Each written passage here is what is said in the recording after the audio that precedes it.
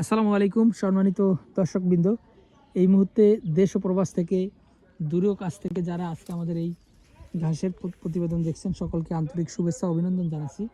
দর্শক শ্রোতা, যেই ঘাসটি নিয়ে কথা বলছি এটি হলো ইন্দোনেশিয়ান স্মার্ট নেপিয়ার ঘাস। গরু, ছাগল, ভেড়া, মহিষ, গারল যে কোনো গবাদি পশুর জন্য আপনারা এই স্মার্ট নেপিয়ার ইন্দোনেশিয়ান ঘাসগুলো চাষ করতে পারেন।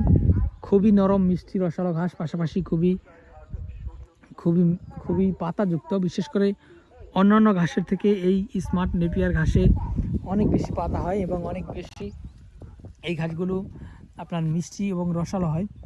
বিশেষ করে এই ঘাসটি আপনার গরুকে খাওয়ালে 40 থেকে 45 দিনে কেটে খাওয়ানো যায় এবং ছাগলকে খাওয়ালে যে কোনো ঘাসই কিন্তু 30 দিনে কেটে খাওয়ানো যায়। তো দর্শক শ্রোতা, আপনারা যদি ছাগল, গারলের জন্য চাষ করেন তাহলে প্রতি মাসেই এই ঘাসটি কাটিং করতে পারবেন বা কেটে খাওয়াতে পারবেন। এবং যদি আপনারা এই ঘাসটি গরুকে বা মহিষকে খাওয়ান তাহলে 45 থেকে 50 দিনে কেটে খাওয়াতে পারবেন। তো দর্শক, আমরা মূলত এই স্মার্ট নেপিয়ার ঘাসগুলো সারা বাংলাদেশে কুরিয়ার সার্ভিসের মাধ্যমে ক্যাশ ও কন্ডিশনে ডেলিভারি দিয়ে থাকি।